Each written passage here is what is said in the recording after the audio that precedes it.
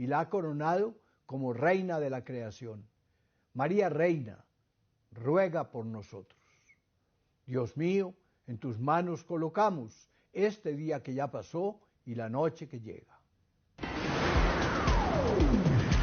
A continuación, RTVC Noticias, emisión central. Este programa es para toda la familia. No contiene escenas de sexo ni violencia. Los menores deben estar en compañía de los padres o un adulto responsable. Contiene sistema closed caption. Este programa fue financiado con recursos del Ministerio de las TIC.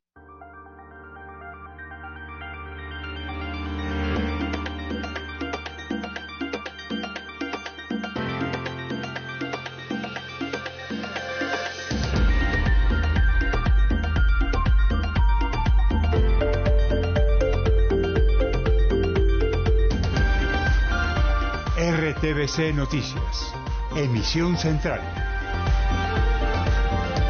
El teniente Juan Pablo Vallejo es la nueva víctima de la delincuencia en Bogotá. Lo asesinaron durante un operativo en los cerros orientales de la ciudad. El teniente Vallejo era padre de una niña pequeña y su esposa estaba en embarazo. Era hermano del representante del Centro Democrático, Gabriel Vallejo. Hay mensajes de dolor y repudio de todos los sectores. Fuerte reclamo del juez en la audiencia al zar de la contratación. Le dijo que no tiene hoteles a su disposición y lo envió a la picota. RTVC Noticias continúa acompañando a los migrantes en el Urabá antioqueño. Hablamos en exclusiva con uno de los coyotes que acompaña a cientos de migrantes a través del tapón del Darién. En segundo les presentamos sus reveladoras declaraciones. Los migrantes que llegan a Necoclí van de paso y vienen del sur del continente. Tenemos historias dramáticas del cruce por el desierto de Atacama y a un grupo que las mafias llevaban en camiones fríos para transportar carne. Quitaron el container que obstaculizaba el puente Francisco de Paula Santander, allí en la frontera con Cúcuta. Cuidado ciclistas, les contamos cuáles son los puntos más peligrosos por robo en Bogotá, Medellín y Bucaramanga. Desalojo a cambuches que habían instalado al lado de la cárcel modelo de Bogotá. Después de la diligencia hubo un fuerte incendio. Nobel de Paz a dos valientes periodistas, María Ressa de Filipinas y Dmitry Muratov de Rusia. Fueron reconocidos porque a pesar de la persecución de gobiernos no paran de informar. Al menos 80 muertos tras atentado terrorista del Estado Islámico en Afganistán. Y en deportes, ¿cuáles fueron los jugadores que más se destacaron y cuáles los que no tuvieron una buena presentación con la selección Colombia ante Uruguay? Además, les contamos por qué la selección de Brasil, a pesar de tener una campaña perfecta en eliminatorias, es criticada en su país. Más detalles en la información deportiva, como siempre, los espero más adelante. Y hoy todos nos despertamos hablando de Adele, porque en una entrevista que dio a un medio internacional, hizo público que está estrenando el nuevo sencillo de su próximo disco que se llama 30. En Cultura les cuento más.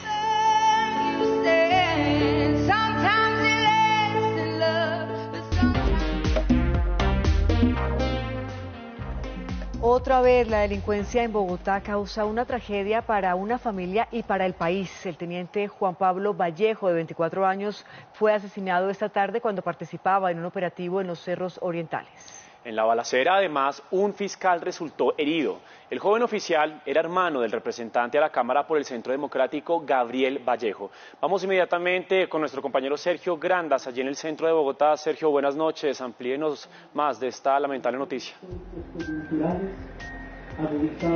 Mateo, buenas noches. Hay luto en la Policía Nacional, en la Policía Metropolitana de Bogotá por la muerte del subintendente Juan Pablo Vallejo, quien realizaba, pues en este caso, investigaciones en el centro de Bogotá junto a otros funcionarios. Fueron en este caso sorprendidos por un grupo de personas que portaban armas de fuego y pues fueron en este caso heridos, atacados cuando realizaban indagaciones. Recordemos por el caso que ocurrió de un joven que fue asesinado cuando acampaba en inmediaciones al Cerro de Monserrate. Los funcionarios se encontraban realizando pues precisamente las pesquisas para dar con los responsables de este crimen y fueron en este caso abordados por delincuentes que se encontraban en este punto, que portaban armas y precisamente ha dejado en este caso la muerte de este subintendente y también de un funcionario más de la Fiscalía General de la Nación que se encuentra internado en la clínica San Ignacio en el norte de Bogotá, en la localidad de Chapinero. En este caso la policía ha ofrecido 100 millones de pesos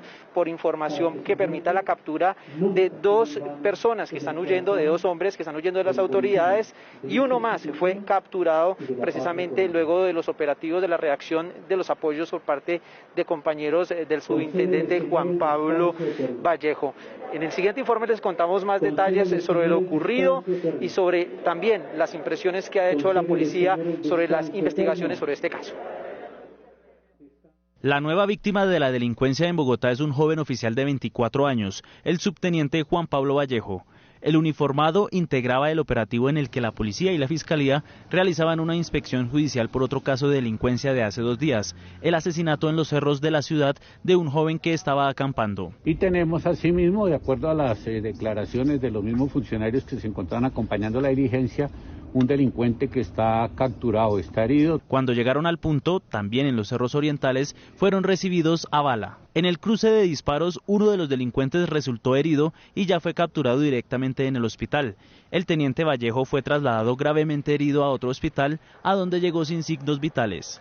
La Policía Nacional ofrece hasta 100 millones de pesos por el resto de este grupo delincuencial. Una vez ocurridos los hechos, la policía desplegó un plan de reacción con apoyo del helicóptero de la institución, pero por ahora 2 personas que huyeron siguen prófugas. El joven teniente era padre de una niña y su esposa está en estado de embarazo. Dios contigo, eres la elegida, y tu Hijo Jesucristo. A esta hora, funcionarios de investigación criminal de la SIGIN, de la Policía Metropolitana de Bogotá, integrantes también, en este caso de la Policía de Vigilancia, hacen una velatón en homenaje al subintendente Juan Pablo Vallejo. Esta velatón en este caso se está entregando, en este caso, homenaje a este uniformado que perdió la vida en funciones del servicio y precisamente hace unas par de horas el hermano de este uniformado, se trata de Gabriel Vallejo, representante a la Cámara, pues ha lamentado, se ha referido sobre la muerte de su hermano a través de su cuenta en Twitter. Ha indicado, en este caso el representante de la Cámara por el Centro Democrático, abro comillas, duele el alma, duele el corazón, duele la patria. Descansa en paz, hermano mío. Este fue el mensaje del hermano del subintendente Juan Pablo Vallejo. También el presidente Iván Duque se refirió a el crimen, a la muerte de este uniformado. Ha indicado el presidente, abro comillas, acompaño con profundo dolor de patria a la familia del subintendente Juan Pablo Vallejo, hermano del representante Gabriel Vallejo, asesinado en Bogotá. En la zona se adelantaba un fuerte dispositivo de la Policía Colombia para dar con los responsables de este crimen. Se adelanta, en este caso ha indicado también el presidente Iván Duque que se llevará hasta los responsables ante los jueces de la República, y también el ministro del Interior, Daniel Palacios, ha indicado que se están en este caso sumando los esfuerzos investigativos de la Fiscalía y de la Policía para lograr la captura de 2 hombres que están huyendo de las autoridades. Uno de ellos logró ser capturado durante la reacción de los uniformados compañeros que precisamente atendieron esta situación. Escuchemos. El mensaje de la contundencia de la fuerza pública para que a la mayor brevedad dé con los responsables y así se imparta justicia de manera rápida y oportuna. Bien, ya estamos viendo las imágenes de esta ceremonia que se lleva a cabo en Bogotá. Vemos a los uniformados pues entregando algunas ofrendas, mensajes, están haciendo una ceremonia de luz en estos momentos en homenaje justamente al teniente Juan Pablo Vallejo, 24 años, Patricia. Sí, señor, un policía pues muerto. Realmente cuando muere un policía en nuestro país muere un poco de Colombia, así lo han dicho también algunas personas en redes sociales. Asesinado entonces este subteniente de la policía, lo hemos dicho en reiteradas ocasiones, Juan Pablo Vallejo, hermano del congresista del Centro Democrático Gabriel Vallejo. Fue asesinado durante un operativo policial en los Cerros Orientales de Bogotá. Lo acompaña gran parte de la comunidad de la policía en este homenaje que le rinden hoy a un héroe de la patria, una ceremonia, como bien lo decía usted, una ceremonia de luz, acompañando en este caso a la familia de este policía. Somos el único medio de comunicación que hace presencia en este momento en el centro de Bogotá, en vivo y en directo, acompañando entonces a la Policía Nacional de Colombia en esta gran pérdida. Los acompañamos y volvemos ahora con nuestro compañero que está allí, con Sergio Granda. Sergio, cuéntenos más información, más detalles que ha podido conocer. Mateo, pues hasta el momento ha dicho el director de la policía, el general Jorge Luis Vargas, que se ubicó en el lugar de los hechos, en donde precisamente fueron atacados los funcionarios de la policía y también de la fiscalía que realizaban las pesquisas en la calle, exactamente en la calle 42 con carrera Quinta Este, a unos 200 metros de la avenida Circunvalar, en inmediaciones al Parque Nacional. Se encontró un arma de fuego con la que al parecer fueron atacados los funcionarios judiciales y también el subteniente Juan Pablo Vallejo. Esta arma fue trasladada precisamente por funcionarios de la Fiscalía y también de la SIJIN para realizar pruebas de balística y poder identificar huellas a través de pruebas de dactiloscopias, identificar a los responsables, a las dos personas más que se encuentran huyendo. Precisamente pues estamos aquí acompañando a los funcionarios judiciales, a la policía, también a los compañeros del subteniente Juan Pablo Vallejo, que rinden un homenaje a esta hora. Sergio Granda, desde el centro de Bogotá, para RTVC Noticias, conectados 24/7. Por otra parte, les contamos también que un juez de la República le hizo un fuerte reclamo al zar de la contratación, Emilio Tapia. Le dijo que el Estado no tiene hoteles para que disponga. Y es que Tapia, recordemos preso por el escándalo y el desfalco de centros poblados, pretendía que lo trasladaran a una guarnición militar, pues el juez finalmente lo envió a la cárcel La Picota de Bogotá. Entonces, señor Estado, como entonces tenemos una cadena de hoteles, entonces mándeme para Barranquilla. No, ya en Barranquilla no, mejor en Bogotá, no, entonces mejor en Cómbita. Este fue el regaño del juez 35 de Garantías de Bogotá, que le ordenó al IMPEC trasladar al contratista Emilio Tapia a una cárcel de máxima seguridad para que cumpla con la medida de aseguramiento impuesta por las irregularidades en el contrato firmado entre el Ministerio de las TIC y Centros Poblados, y que tuvo un anticipo de 70.000 millones de pesos. De máxima seguridad, Cómbita, La Picota, Valledupar, que son las que conoce este operador judicial. El juez argumentó que no era procedente enviar a un batallón o instalación policial y criticó que la defensa pidiera reclusiones como si se tratara de pedir alojamientos. Pero además, el funcionario judicial cuestionó a su colega, el juez 57 de Bogotá, por decretar el envío a la cárcel modelo de la capital del país. Llevarlo a la cárcel nacional modelo y de esta manera garantizar, o en palabras del juzgado 53, ensayar a ver si de pronto al ciudadano lo matan o no lo matan, lo lesionan o no lo lesionan, lo envenenan o no lo envenenan en ese establecimiento penitenciario. Esta tarde se conoció que el centro de reclusión de Emilio Tapia será la cárcel de máxima seguridad de La Picota, en donde permanecerá luego de ser acusado por los delitos de fraude procesal y falsedad en documento privado. Mucha atención, tenemos el revelador testimonio de uno de los llamados coyotes en el paso por el tapón del Darién. Recordemos, los coyotes son las personas que a cambio de pagos pasan a los migrantes en su viaje a Norteamérica. John López, enviado especial al Urabá antioqueño, buenas noches, cuéntenos. Hola compañeros, muy buenas noches. Pues en medio de este descubrimiento decidimos acompañar a un grupo de migrantes hasta el departamento del Chocó, en el municipio de Acandí. Al llegar a ese lugar nos encontramos con la cruda realidad que tienen que enfrentar los migrantes haitianos que se sumergen en la selva para atravesar el tapón del Darién. Allí logramos hablar en exclusiva con uno de los coyotes que los acompaña justo hasta el límite con Panamá. Asustados y un poco desorientados, Así llegan los migrantes haitianos a Acandí en el Chocó. Ellos tienen que pagar dinero a los coyotes para que los guíen. Con la tarifa compran acompañamiento hasta la mitad de su recorrido por la selva. Aquí se le colabora porque la verdad es que ellos no manejan mucho el español. Aquí están los mototaxistas que lo llevan hasta las Tecas. De ahí el segundo procedimiento es llevarlo de las Tecas hasta la frontera con Panamá. Amiga, te cargamos la mochila. ¿Quiénes los protegen a ellos acá en Colombia? No, aquí prácticamente las personas que lo llevan, los mototaxistas, los guías que lo llevan hasta las personas solamente común, ¿no? Durante 2 días deben atravesar la espesa selva chocoana que, según los guías, es un recorrido tranquilo. Los verdaderos inconvenientes y peligros los enfrentan al llegar a la línea fronteriza con Panamá. Les toca subir una loma que son 5 horas subiendo. De ahí no pueden pasar los colombianos y los cogen los panameños, los indios panameños, que ahí es donde ellos han tenido problemas.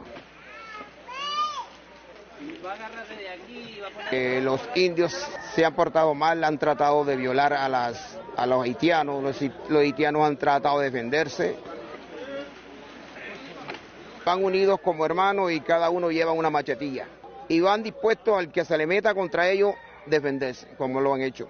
Cuando preguntamos por grupos al margen de la ley en la zona, negaron su existencia y de inmediato tuvimos que abandonar el lugar. Ellos, antes de llegar acá, manifiestan temor por muchas cosas. Se la voy a enumerar y usted me dice si es cierto o no. Los animales en la selva, el río, pero también el Clan del Golfo. Ni por el río no tienen problema, porque aquí cuando el río está crecido no se van. Las fieras aquí en Colombia tampoco, porque hasta la parte a donde llegan no hay fieras. Y los otros señores que me acaba de mencionar tampoco, eso no, eso es mentira. A pesar de la respuesta, las autoridades colombianas han confirmado la presencia del Clan del Golfo en la zona bajo el mando de alias Otoniel. Ubiquémonos ahora en el mapa. Este testimonio fue logrado por RTVC Noticias en el paso entre Acandí y el tapón del Darién. Recordemos que la ruta viene del sur, de Necoclí, la población más cercana, y aún del sur, no solamente del país, sino del continente. Uno de los tramos más peligrosos es en bote por el Golfo de Morrosquillo. John, usted hizo ese viaje, ¿qué encontró? Muy bien, en medio de este cubrimiento especial llevamos toda la semana acompañando a los migrantes haitianos que se encuentran aquí, en el municipio de Necoclí.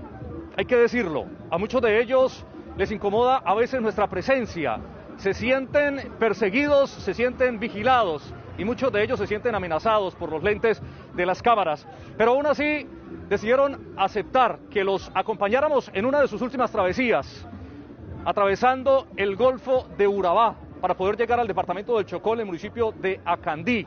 Mientras lo hacíamos y los acompañábamos en esta travesía, podíamos notar que mientras estaban en las lanchas, en sus ojos se veía una mezcla de emociones. Por un lado, la esperanza de estar mucho más cerca de alcanzar el sueño americano, pero también podíamos notar en su mirada el temor de no saber con qué se iban a encontrar al internarse en la selva para atravesar el tapón del Darién. En bolsas negras los migrantes cargan las pocas pertenencias para protegerlas del agua en el Golfo de Urabá y de la humedad de la selva en el tapón del Darién.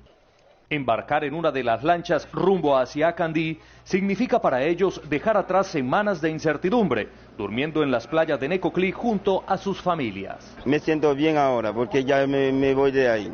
Sus caras reflejan cansancio. Mientras navegan, imaginan con qué se pueden encontrar en la selva. ¿Es una victoria para ustedes haber conseguido un cupo en esa lancha? Bueno, creo yo, pero nadie sabe. Vamos a ver cómo viene.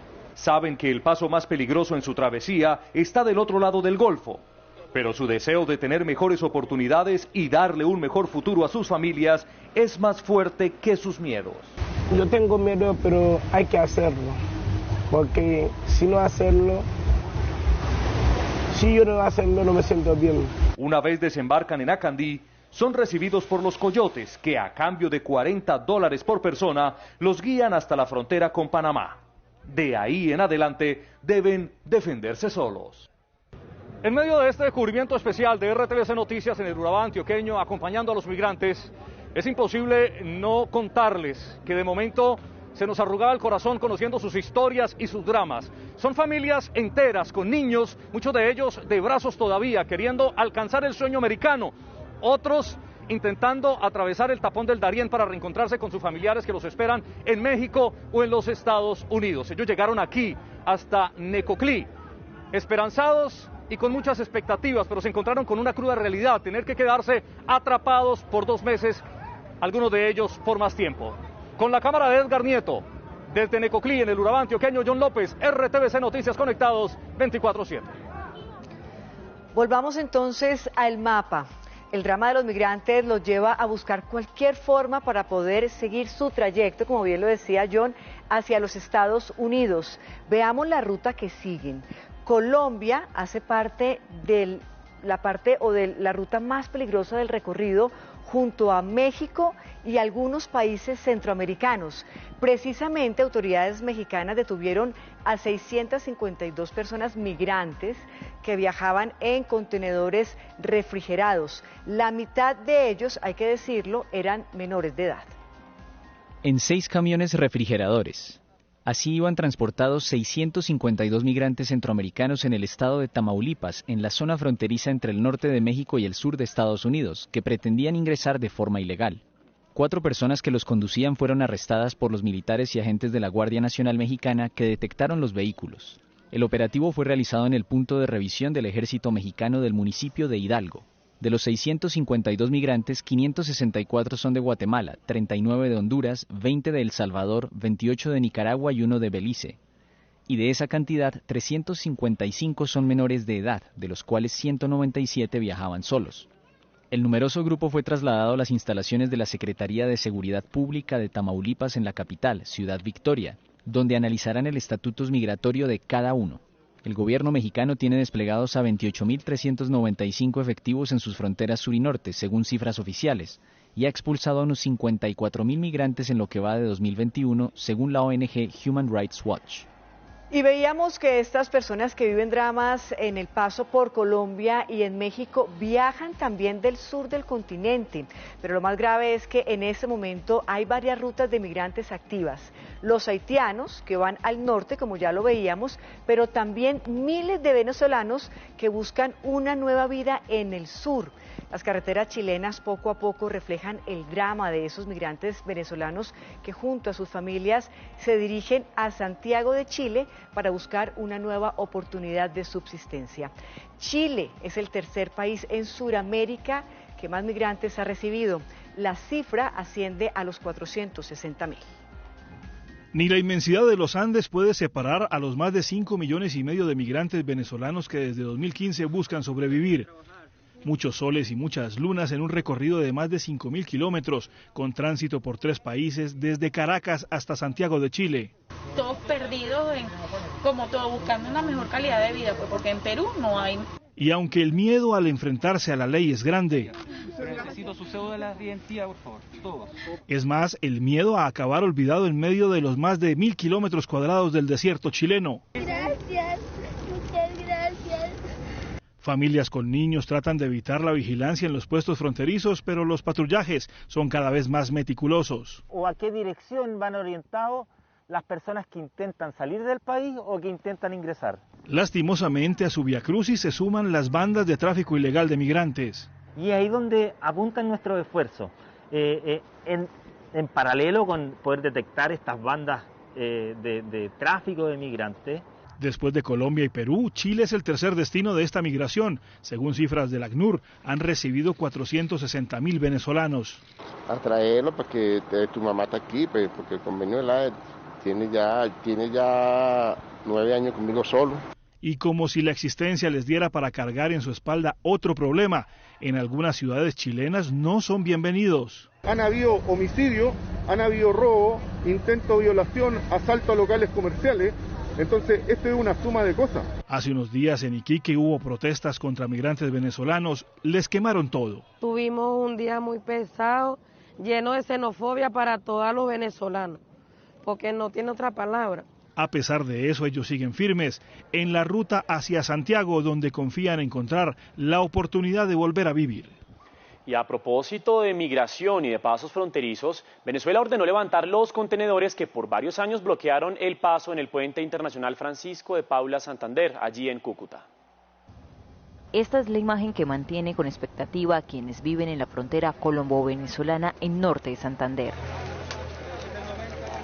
Roguemos a Dios que funcione, mi amor, porque ustedes saben que todo esto aquí es negocio. Nosotros deseamos y lo que nos interesa es que nos abran este puente, porque eso es terrible estar pasando por los pasos ilegales. Eso no nos da seguridad de nada. Hoy, Dioselina llegó al puente Francisco de Paula Santander con la necesidad de pasar sus pertenencias.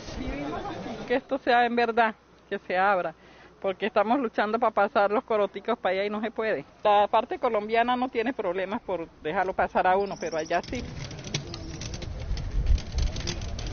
Con el retiro de los contenedores de aquí del puente internacional Francisco de Paula Santander, se espera la reapertura económica entre Colombia y Venezuela.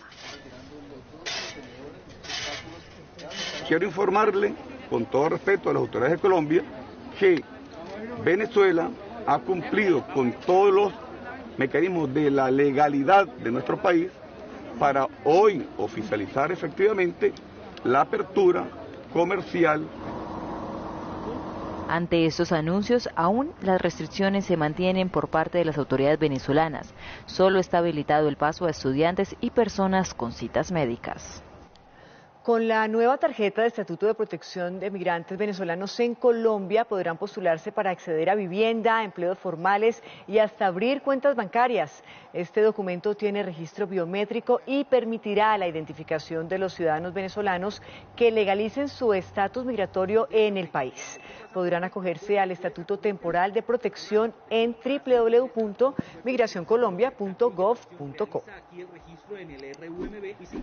Por otro lado, un operativo de desalojo terminó en fuerte incendio esta tarde en Bogotá. Decenas de familias habían ocupado un lote al lado de la cárcel Modelo. Así terminó el desalojo de 400 personas que vivían en una invasión de un lote de la Universidad de Cundinamarca justo al lado de la cárcel La Modelo. Según las autoridades, los mismos afectados incendiaron el lugar después de abandonarlo. Muy triste porque acá no nos dieron ninguna solución. Lo único que hacen es sacarnos como perros para la calle. No tenemos cómo salir de aquí para podernos ir a pagar un arriendo digno. Ella vive aquí con sus 2 hijos y esposos desde agosto de 2020 debido a la situación económica. Pues humildemente, pero tenía algo para donde dormir y poder tener a mis hijos en algo digno, no debajo de un puente o por allá aguantando frío, aguantando hambre. El distrito explicó por qué es necesario el desalojo y la presencia del SMAT. Ya se agotó toda la vía judicial, la vía de diálogo, la oferta institucional y ya nos toca restablecer este inmueble a la Universidad de Cundinamarca. Además, la atención que recibirán los afectados. Hemos desplazado ya unos menores de edad a un punto específico de protección. Tenemos también la oferta de llevar 40 familias a hoteles, pero pues no ha sido fácil el diálogo con ellos. Esta invasión comenzó desde agosto del año pasado con 9 familias. En Tibú, norte de Santander, hay preocupación por los bloqueos en la única vía de acceso a ese municipio. La comunidad denuncia que la situación les genera pérdidas económicas. Comenzamos un recorrido por las regiones con los periodistas de la Radio Nacional de Colombia. En el municipio de San Luis, Antioquia, Limbías ha decidido abrir de 12 del mediodía a 6 de la tarde la autopista Medellín-Bogotá, en cuyo corredor vial se registran 12 derrumbes. La Asociación de Transportadores de Carga también reporta pérdidas diarias de hasta 315 millones de pesos. La noticia en el Chocó es el cierre indefinido de la vía Quibdó-Medellín. Esto porque una luz de tierra hizo que colapsara un puente exactamente en el punto conocido como Barbudos. El municipio del Carmen de Atrato también en este hecho quedó incomunicado con el resto del departamento del Chocó. Asimismo, las autoridades han recomendado utilizar vías alternas para llegar a sus destinos finales por Risaralda. Pero también se conoció hace pocos minutos que en la vía hay represados varios vehículos de carga. Desde tempranas horas en el sector de Chinganjil, aquí en la isla de San Andrés, se presenta un bloqueo sobre la vía principal. La comunidad del sector denuncia que llevan más de 45 días sin el servicio de agua. Pese a que ha hecho presencia el gobierno departamental, aún no han llegado a ningún tipo de conciliación. La comunidad exige soluciones de fondo. A lo largo de toda la jornada aquí en RTVC Noticias hemos estado adelantando una campaña para que los televidentes nos cuenten, denuncien cuáles son, según su opinión, las ciclorrutas más inseguras a propósito de esos hechos que se vienen presentando en los últimos días, no solamente en la capital del país, sino también en otros rincones a nivel nacional. Pues bien, lo que nos contaron los televidentes para el caso de Bogotá es lo siguiente: las ciclorrutas inseguras para ellos son la Juan Amarillo, que se encuentra allí en Suba, también tenemos el Club de los Lagartos, también la que atraviesa la calle 26, pero concretamente allí en la avenida Boyacá, y también tenemos la calle 63 y la 68 con Américas. Pues justamente nuestra compañera Luisa Barberi estuvo recorriendo las vías de la ciudad y habló con los ciclistas sobre sus preocupaciones y por supuesto también sus necesidades. Esto nos dijeron. Los constantes hurtos a bicicletas hacen que los ciclistas no estén seguros al momento de desplazarse en este medio de transporte tan habitual en la capital. Yo me subí en esta bicicleta para acompañar a los ciclistas en las ciclorrutas que ellos denuncian son más peligrosas en la ciudad. Vamos a ver. Iniciamos nuestro recorrido en la ciclorruta de la avenida Ciudad de Cali con calle 6 en la rotonda de la Biblioteca El Tintal. Esta ciclorruta es muy peligrosa, insegura, roban mucho. A plena luz del día incluso he visto que roban la gente. Para Fabián Sierra, líder del colectivo de la bici, son muchas las ciclorrutas inseguras en la ciudad. Los ciclistas no andan por las vías porque quieran andar por las vías, sino porque es una forma prácticamente de andar más seguros. Nos trasladamos a la avenida Las Américas con 56. Pero en la noche sí es un poco más peligroso, sobre todo porque pues no hay como tanta iluminación por acá. Muchos compañeros prefieren irse temprano porque es bastante peligrosa. Los deprimidos con los que cuentan algunas de estas rutas se han convertido en un grave foco de inseguridad. Los túneles me parece que son partes demasiado inseguras, pues son oscuros y adicional a eso se prestan para que los ladrones puedan, digamos, abordar a los ciclistas de manera más fácil. Finalizamos nuestro recorrido en la avenida 68 con calle 13 en una zona muy transitada. Es que esta ciclorruta se inunda de una forma terrible cada vez que llueve un poco fuerte, así que tenemos que estar lidiando tanto con la inseguridad como con esta vía completamente inundada. Acompañamiento de la policía en las ciclorrutas e iluminación son algunas de las solicitudes de los ciclistas para sentirse seguros al transitar por la ciudad. Ahora pasemos a ver lo que nos contaron y lo que denuncian los televidentes de Medellín. Allí, según ellos, los puntos críticos de robo de bicicletas serían el centro de la ciudad. También está allí la avenida Las Palmas, Laureles, el barrio Belén y también el barrio Guayabal. Pues en este año hay que decir que los hurtos han disminuido en un 5% con relación al año anterior. Parqueamos las bicicletas en el espacio para ello, con nuestros candados. Entré a entrenar durante 2 horas en la piscina, cuando salí ya no tenía bicicleta. La ocasión hace al ladrón y los descuidos son el principal factor del hurto de bicicletas en Medellín. Las autoridades tienen identificadas las horas en las que suceden los robos. ¿Qué horarios se presentan especialmente en la hora pico o cuando son las jornadas deportivas que realizan las personas a horas tempranas? Juan Camilo dice que no se siente seguro al dar un paseo en bici. La que le robaron no la ha terminado de pagar. Y total, cuando un amigo va a salir, lo primero que pienso es, ojalá hoy no me la roben. Y a veces que hay mucha gente indigente atravesar pues en la ciclovía, a veces le da miedo uno cruzar. Según un informe de la Secretaría de Seguridad de Medellín, durante este año se han reportado 656 robos de bicicletas. Pues allí teníamos las voces y las preocupaciones de los ciclistas en Medellín. Ahora vamos a ver Bucaramanga, porque allí también los televidentes participaron de esta campaña en RTVC Noticias, de este sondeo. Y según la ciudadanía, en Bucaramanga los sitios peligrosos para los ciclistas son el Santísimo, también está Las Brujas, el kilómetro 12 y la nueva vía a Cúcuta. Y también está allí el sector Tres Esquinas. En esa ciudad, los ladrones están usando una nueva modalidad para robar bicicletas y varias personas ya han sido víctimas de esta estrategia, así que muy atentos, miren lo que está pasando. Cada vez es más común ver en redes sociales personas víctimas por hurto de bicicletas. La nueva modalidad en Bucaramanga es volverse amigo del ciclista. Venía uniformado como ciclista, zapatillas negras, casco blanco, camisa blanca, licra negra. El ladrón poco a poco se gana la confianza. Las víctimas dicen que los asaltantes hacen una obra de teatro bien organizada. Llegamos a una residencia, un portón blanco, él hace que timbra y que llama a una señora. Cuando se establece el lazo de confianza, el delincuente termina el plan. Puedo tomar la bicicleta y dar una vuelta para mirar qué tan pesada es. Yo se la presto y se fue. En otros casos, los ladrones entran a los parqueaderos a robar bicicletas. El ladrón entra por la entrada principal del parqueadero, ronda el mismo y toma una bicicleta de ruta. Según la policía, en el área metropolitana de Bucaramanga han sido robadas en este año 146 bicicletas. Y hoy se cumplió un trascendental encuentro ambiental en Leticia, Amazonas. El presidente Iván Duque lideró la tercera cumbre Presidencia por la Amazonía, en la que se adquirieron compromisos para cuidar el planeta.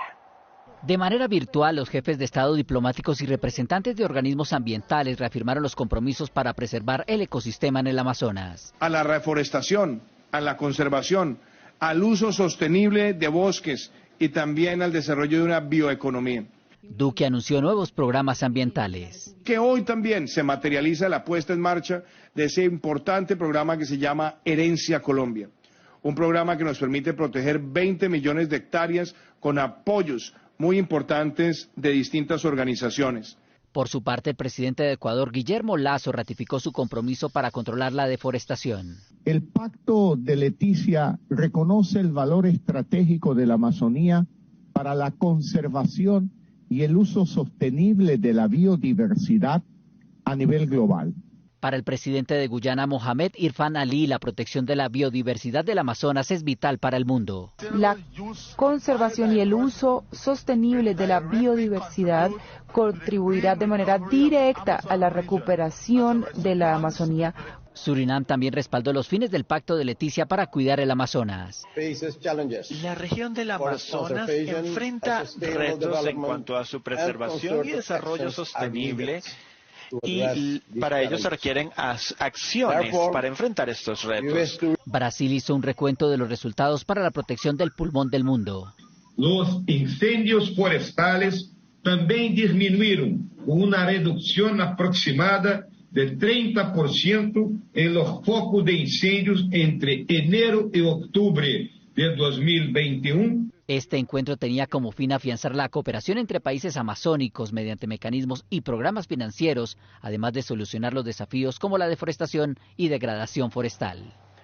Vamos ahora a revisar cómo están las cifras en torno al COVID-19 aquí en nuestro país. Hay que decir que hoy a nivel nacional se reportan 1.607 nuevos casos. Antioquia es el departamento de mayor registro con 402.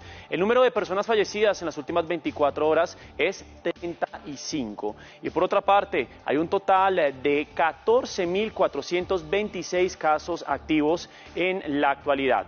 Vamos ahora a revisar las cifras en torno a la vacunación.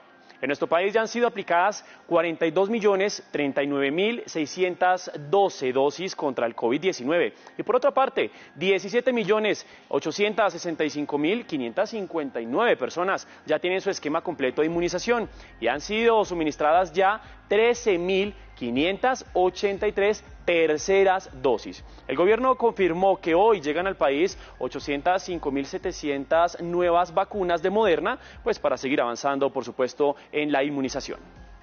Colombia se prepara para dar inicio a la vacunación COVID-19 en niños desde los 3 años con dosis de Pfizer y Sinovac. Estaremos planteando seguramente procesos comunitarios de vacunación, que se vacune de manera barrial. Tenemos una responsabilidad histórica con este país de asegurar que los niños entren a las aulas de clase. El gobierno adelanta campañas de intensificación de inmunización en ciudades principales con el objetivo de ampliar coberturas y tener una temporada de fin de año en normalidad. Entramos en la parte final del Plan Nacional de Vacunación para lograr el objetivo del 70%. Bogotá habilitó 5 puntos de vacunación para población migrante irregular. Se espera aplicar 2.500 dosis diarias a este grupo. Vamos a pedir unos datos mínimos de identificación para tener un listado de dónde están, de quiénes son, de qué edad tienen y poder además prestarle otros servicios. La invitación es a todas las personas mayores de 12 años en el país que aún no inician su proceso, que les falta completar esquemas de vacunación para que se acerquen a los diferentes puntos y reciban su dosis.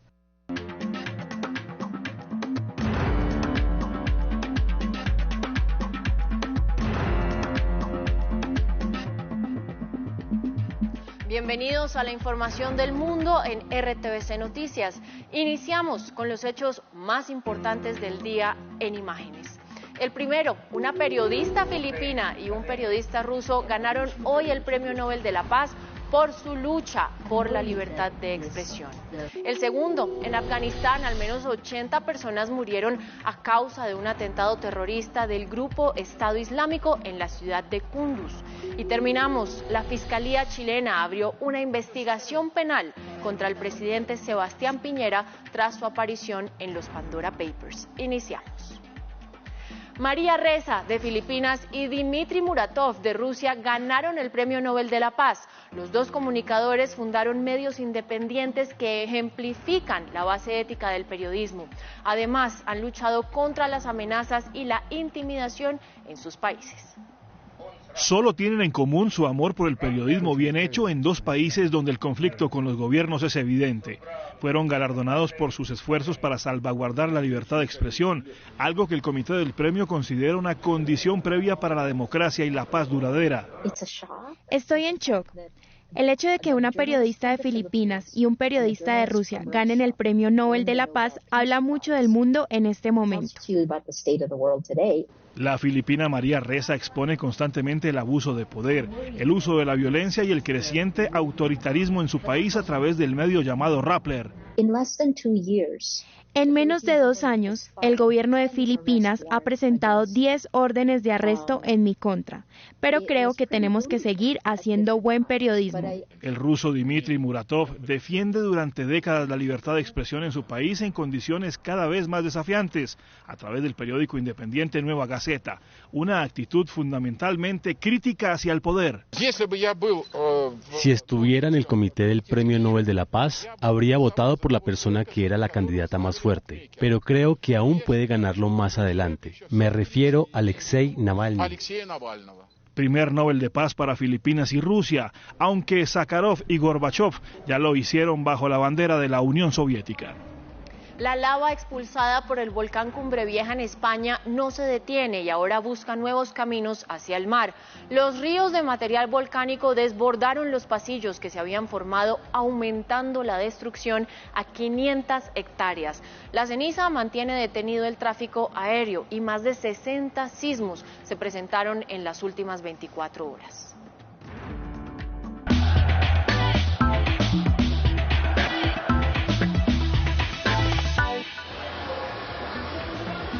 Muy buenas noches, qué alegría saludarlos aquí desde la ciudad de Medellín. Hablemos de la Selección Colombia, que ya está en Barranquilla para su próximo partido del domingo ante la selección de Brasil por eliminatorias. Pero antes de pensar en Brasil todavía hay que analizar mucho del compromiso ante Uruguay, del empate 0-0. Y es que hay jugadores que tuvieron muy buen rendimiento, pero otros no tanto. Por eso nosotros aquí queremos hacer un análisis en RTVC Noticias para ver cómo fue ese rendimiento justamente del seleccionado tricolor.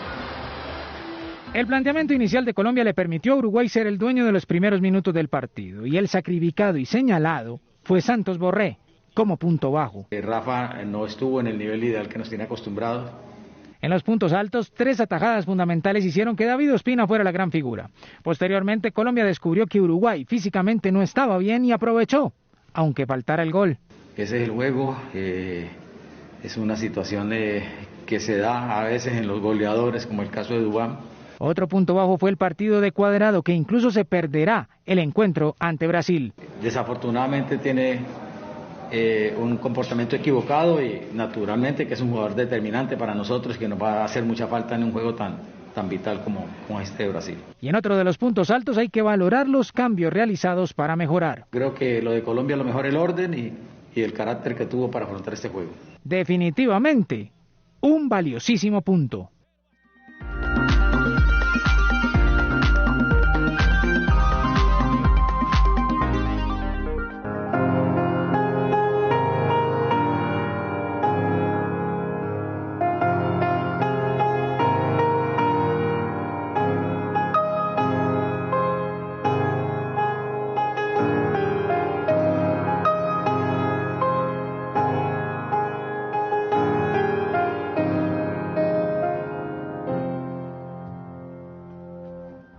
Hello, it's me. Hello, it's me. Después de este chiste tan supremamente original y creativo que seguro nadie ha hecho, les doy la bienvenida a la sección de cultura de RTVC Noticias y les confirmo que efectivamente vamos a estar hablando de Adele. La noticia hoy es que Adele bajó 45 kilos, se separó del esposo, dio una entrevista en la que confesó todos los pormenores de su vida y además mostró al público un pequeño fragmento de su nuevo sencillo que se llama Easy on Me, que va a estar en su próximo disco que se llama 30. Eso me puso a pensar a mí qué hace que Adele esté vigente desde hace tanto tiempo, porque su primer disco se llamaba 19 y concluí varias cosas. La primera, me acordé de que cuando yo estaba en la universidad había una cosa que se llamaba la teoría de los afectos, que quiere decir que los compositores barrocos, cuando le escribían a Dios, porque solo hacían música religiosa, y hablaban de subir al cielo, subían la melodía, y cuando hablaban de descender al infierno, la mandaban hacia abajo. Eso hizo que algunos sonidos se volvieran como los sonidos del diablo. Entonces por ejemplo, era la triada del diablo, que era el tritono. Y todo eso generaba tensión. Y descubrí que lo que hace Adele en sus canciones es que va de la tensión a la relajación y eso le crea a uno cierta conexión anímica. Hello, how are you? It's so typical of me to talk about myself, I'm sorry. Está acá, que es tenso, y de pronto se va acá, que da cierto descanso, ¿no? Bueno, pues yo me sentía muy inteligente porque pensé que había descubierto eso y después me acordé de que lo había leído alguna vez en un paper de una investigación que había hecho un psicólogo que se llamaba John Sloboda, en el que había puesto a 90 personas y las había puesto a escuchar canciones, incluida Someone Like You de Adele, y pues se había dado cuenta que eso ocurría, o sea que la idea no es tan mía. Pero bueno, hay otras cosas que también hacen que Adele siga vigente y es que además habla de temas universales. El desamor es un tema universal que nos identifica absolutamente todos. Y, por supuesto, los videos que acompañan esa música también nos identifican a todos. Cuando nosotros vemos, por ejemplo, una cantante en Hollywood destruyendo con un bate un carro costosísimo, pues eso jamás se nos va a pasar por la cabeza porque no es nuestra realidad. En cambio, el desamor, la ruptura del corazón, el dolor, el sentirse fracasado, el no saber qué hacer, eso sí tiene mucho que ver con nuestra realidad. Por eso hay canciones como Chasing Pavements, que dice como, ¿debería yo seguir o debería más bien seguir dándome golpes contra el piso?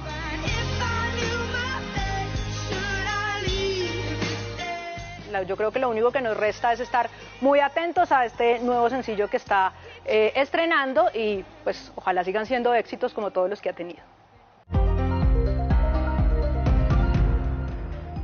El dólar cerró la semana en 3.765 pesos con 80 centavos y hoy cayó 6 pesos con 64 centavos. 46.100 millones de pesos fueron aprobados por el OCAT regional del Llano. Estos beneficiarán a 11.047 estudiantes de la región. 136 países acordaron hoy un impuesto de sociedades del 15% a nivel mundial a partir de 2023. Este pacto histórico busca limitar la optimización fiscal de grandes multinacionales y la rivalidad entre países por sus impuestos. 9 millones de vehículos se movilizarán por las carreteras durante la semana de receso. Desde las terminales terrestres se esperan 2,6 millones de pasajeros. 115.000 millones de pesos es el monto de la línea de crédito destinada a microempresarios por Bancoldex, Impulsa y el Ministerio de Comercio.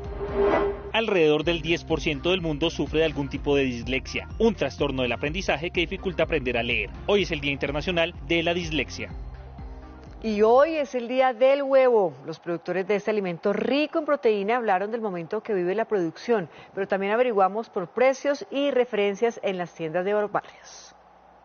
Amarillos, blancos, A, AA y jumbo o de doble yema, el huevo es uno de los alimentos predilectos porque cada colombiano se come 325 al año. En la tienda, por precio, hay para todos los gustos. Este pesa, si no estoy mal, creo que 45. Y este pesa 55. Estos son como los que más se venden, ¿no? ¿Cuántos huevos ustedes venden al día? Por ahí unos 90 huevos. El color también influye. Y la diferencia del huevo entre el amarillo y el blanco es el color de la gallina. Son más baratos los blancos. A la hora de comer son extensas las listas de recetarios y las tradiciones. Perico, revueltos, estrellados. ¿Cómo te gustan los huevos?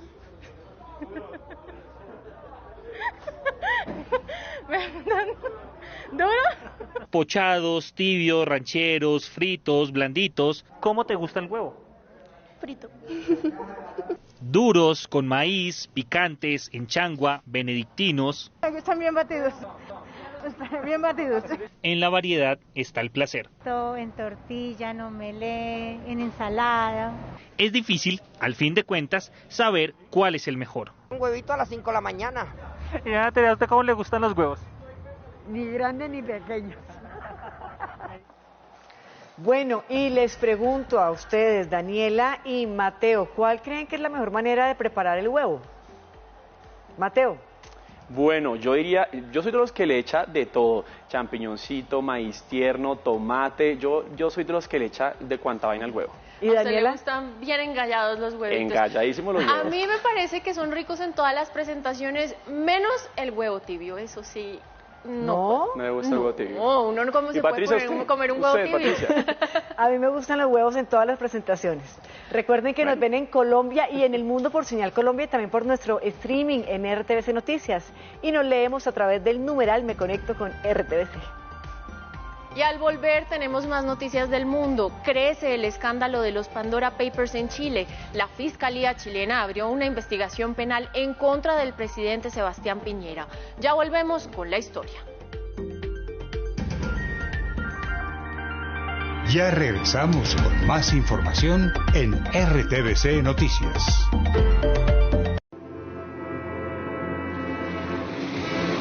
Somos peones y ninguno puede ganarle a la muerte. La obra magistral de Ingmar Bergman, El Séptimo Sello, en las noches de Cine Club. En Cine nos vemos, viernes 8 de octubre, 10 de la noche, por Señal Colombia. Estás viendo RTVC Noticias, emisión central.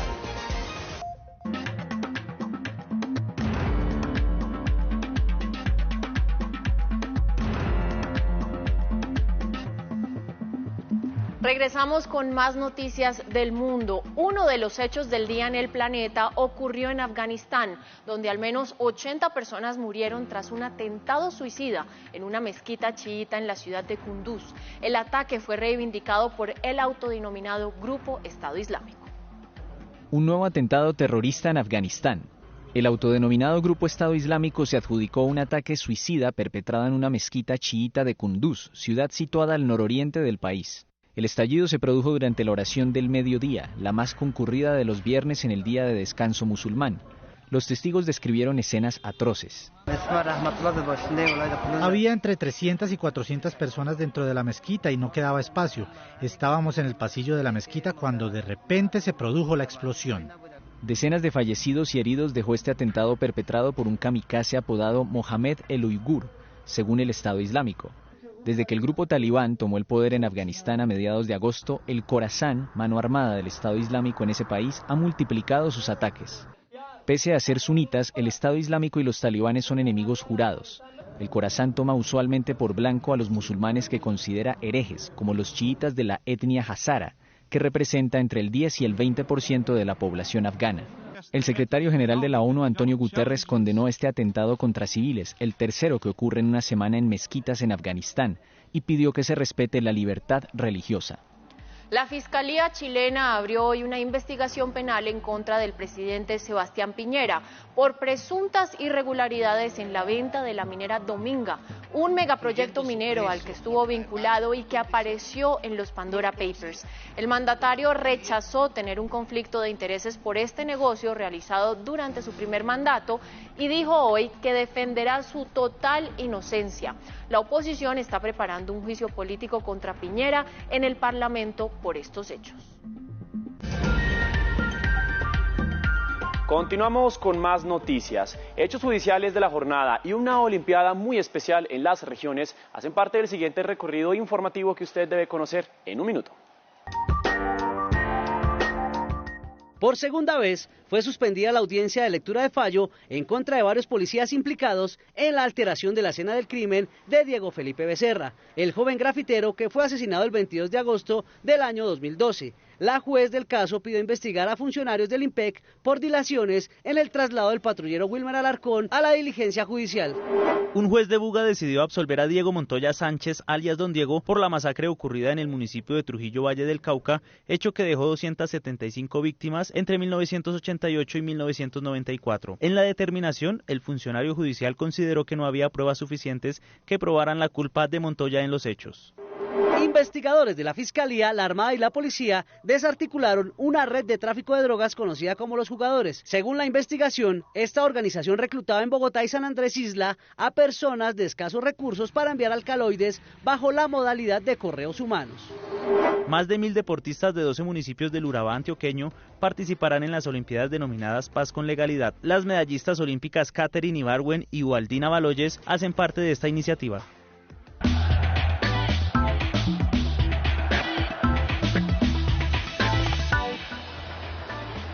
Y seguimos con más deportes. Ahora les contaba que el próximo rival de Colombia será la selección de Brasil el domingo en la ciudad de Barranquilla. Y miren pues esto, la selección de Brasil está invicta, tiene puntaje perfecto, 9 partidos jugados, 27 puntos, 19 goles a favor.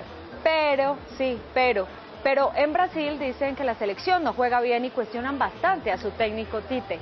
¿Ustedes se imaginan donde Colombia tuviera este puntaje ideal? Pues ya prácticamente nos creeríamos los campeones del mundo. Pero allá lo que critican es que con la forma de juego y el rendimiento no van a poder levantar la copa en Qatar. De 9 partidos que ha jugado en eliminatoria no ha cedido ni un solo punto. E increíblemente solo le han marcado 3 goles. Pero a pesar de la campaña perfecta y no perder ningún partido oficial desde hace más de 2 años, algunos brasileños no están del todo contentos con el proceso que lleva Tite. A Tite lo sostienen los números, pero de nuevo el fútbol de Brasil es triste, está por debajo de lo esperado en una selección brasilera. Marquinhos, hombre referente de la defensa brasileña, sabe que a pesar de las rotaciones el objetivo del técnico es claro. Creo que el profesor entiende nuestros momentos, tenemos nuestros objetivos, pero él también tiene que rotar el equipo para hacer sus evaluaciones y llegar muy bien a la Copa del Mundo. Este es el equipo que enfrentará a Colombia el próximo domingo en Barranquilla. Una selección insaciable, que sale a la cancha a ganar todos los partidos y que aunque sume todos los puntos posibles, siempre querrá más. Pero bueno, los datos, las cifras y los récords son para romperlos, ¿o no? ¿Cuántos no pensamos que puede ser Colombia la que le quite el invicto a la selección de Brasil? Pues eso lo veremos el próximo domingo. Por lo pronto hablemos del Balón de Oro, porque después de ser suspendido en el 2020 ya se conocen cuáles son los candidatos a ganárselo en el mes de noviembre. Pues miren ustedes, empiecen a hacer apuestas. Entre los más opcionados aparecen Cristiano Ronaldo, Lionel Messi y Mbappé. Otros están en la carrera con sus actuaciones en la Champions como Foden, Salah, Kanté, Haaland, Kevin De Bruyne, Lukaku. Entre los sudamericanos también, además de Messi, aparecen Neymar, Lautaro Martínez y Luis Suárez. Messi busca su 7º galardón y Cristiano Ronaldo su 6º para alcanzar al argentino. ¿Quién se lo ganará este año? Todavía falta mucho, en noviembre lo sabremos. Hasta aquí la información deportiva. Nos encontramos el lunes. Chao, que descansen.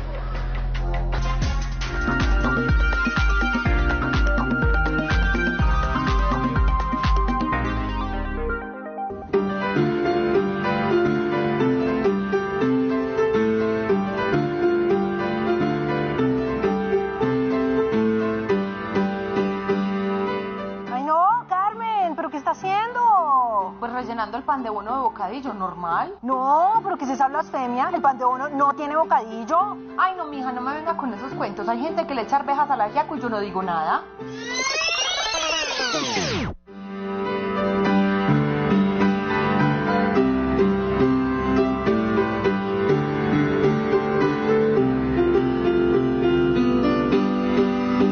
Ay, esa salsita como es de buena. ¿Qué será cuestión de pan de bono? ¿Cómo así? Pues que don Javier Vázquez canta, esto es cuestión de pan de bono, y a mí me parece que tantas cosas podrían ser cuestión de pan de bono, que es que me cuesta imaginarme solo una. ¿Sí? Pues la historia que yo me sé es que los del grupo Nietzsche estaban grabando Cali y Ají, que es como se llama la canción, y Jairo Varela, que era el fundador y el líder de la orquesta, estaba medio histérico porque no le gustaba ningún coro. Ay, ese señor tenía fama como de ser muy bravo, ¿no? Eso dicen en los pasillos, que era súper exigente y que cuando alguien no le hacía caso o no hacía silencio en los ensayos se ponía furioso. Pero bueno, sigamos. Estaban grabando Salsa de Ají, era ya la 1 de la mañana y los coros nada que salían. Entonces uno de los músicos le dijo a Varela: Jairo, lo que pasa es que, pues, a ver, ya es la 1 de la madrugada, llevamos muchas horas aquí y tenemos hambre. Ay, qué pecadito, pero es que ¿quién trabaja con la barriga vacía? Total. Es que por eso Varela pidió que compraran unos pan de bonos en la esquina, los repartió y cuando se estaba comiendo el suyo dijo: estaba haciendo hambre, porque es que la vaina es cuestión de pan de bono. Y de ahí salió el coro.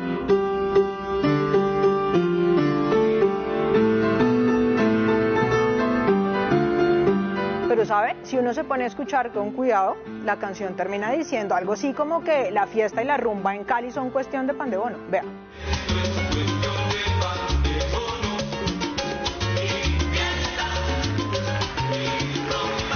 ¿Será que sí? Pues la fiesta y la rumba no sé, pero Cali sí, porque no hay nada más caleño que el pan de bono. Sí, pero cosas de yuca hacen en todas partes. Ay, Mor, ¿usted se acuerda cuando hablamos del gluten? ¿Cómo olvidarlo? Si es que lo recordamos en todos los capítulos. Ay, pues es que parece que se le olvida. Les recuerdo que en la mayor parte del país no hay trigo. Bueno, o no pega mucho el trigo. Más bien hemos desarrollado una panadería con almidones de yuca, de maíz, de achiras, de sagú, de fruta de pan y mucho queso, muchísimo queso. Lo que cambia de una fórmula a otra pues es la proporción de almidones y de queso. Por eso se puede decir que la receta del pan de bono sí que es bien caleña. ¿Y quiere que le cuente de dónde sale el nombre? Imagínese que ya hace como 60 años nació en Dublín un... Ay, no me salga con esos chistes de WhatsApp que le mandan las tías porque ya van a decir que lo de nosotras es puro libreto trasnochado. Más bien, venga, yo le cuento. Más o menos alrededor del siglo XIX había una hacienda en el Valle del Cauca que se llamaba El Bono. Pensemos que en el siglo XIX los viajes se demoraban muchos días y lo que hacían los viajeros era ir parando en ciertos lugares. Las personas se asentaban al lado del camino para ofrecerles hospedaje, alimentos y bebidas. Entonces en esta hacienda El Bono hacían unos amasijos de yuca mundiales y la receta del pan de bono surgió ahí y por eso es tan caleña.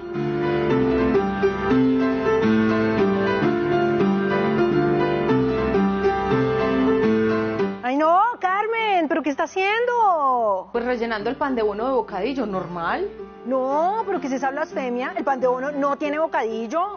Ay, no, mija, no me venga con esos cuentos. Hay gente que le echa arvejas al ajiaco y yo no digo nada. Yo soy Carmen Mandinga. Yo soy Laura Galindo M. Y esto es Cantar con la boca llena.